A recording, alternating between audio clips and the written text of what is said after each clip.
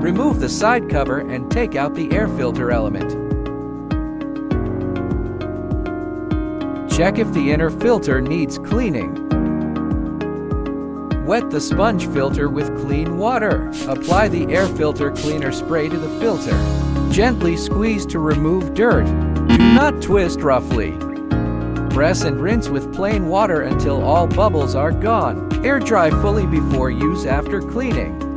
Apply air filter oil evenly to a dry air filter core. Reinstall the sponge filter after it has been naturally air dried.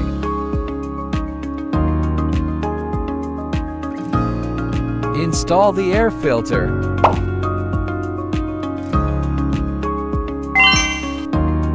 Unscrew the bearing nut. Remove the wheel axle to disassemble the tire. Shake the bearing horizontally with your fingers. If there is any abnormal noise or jamming, it needs to be replaced. Use a hard bristled brush to scrape off large chunks of sediment. Spray water-assisted preliminary cleaning. Use specialized cleaning agent and spray evenly on the inside of the chain. When cleaning, rotate the tire and use a hard bristled brush and towel to carefully clean it. Spray lubricating grease on the inside of both sides of the chain. Loosen the bearing nut. Adjust the tightness of the nuts on both sides. Maintain consistent length on both sides.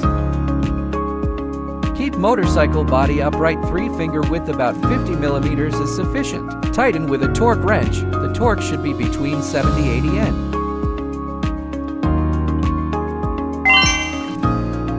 Loosen the oil bolt on the sleeve. Drain the remaining oil from the upright vehicle body. Install the oil drain bolt. Add 4T10W40 synthetic engine oil to liters. Observe the liquid level just in the middle of the scale line.